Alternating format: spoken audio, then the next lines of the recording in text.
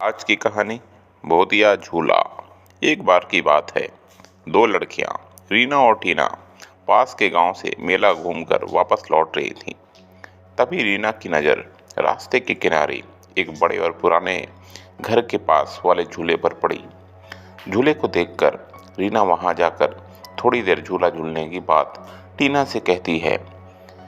अपनी सहेली की बात सुनकर टीना वहां जाने से मना करती है, पर अपनी सहेली की जिद करने पर वह उसके साथ उस घर के पास वाले झूले के पास पहुंच जाती है। अब रीना झटपट उस झूले पर बैठ जाती है।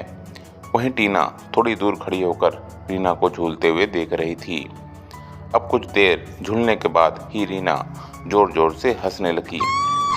अब रीना को इस तरह से जोर जोर से हंसता हुआ देख टीना घबरा जाती है और डरते हुए रीना के पास जाती है और उसके हंसने का कारण पूछती है। अब रीना टीना को जोर से धक्का देकर हंसते हुए उस पुराने घर के अंदर चली जाती है।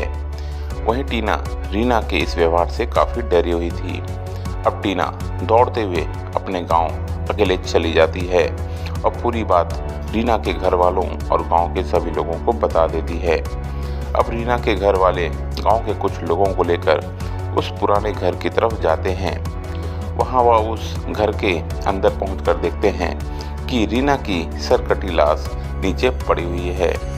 अब यह देख गांव वाले बहुत डर जाते हैं और वहां से भाग जाते हैं और कुछ ही दिनों बाद एक बड़े तांत्रिक की मदद से उस घर के दरवाजे पर एक बड़ा ताला लगाकर उसे लाल धागे से अभिमंत्रित कर दिया जाता है।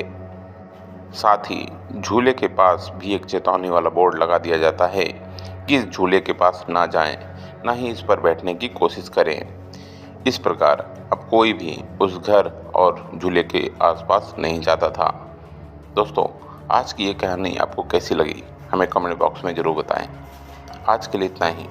धन्यवाद।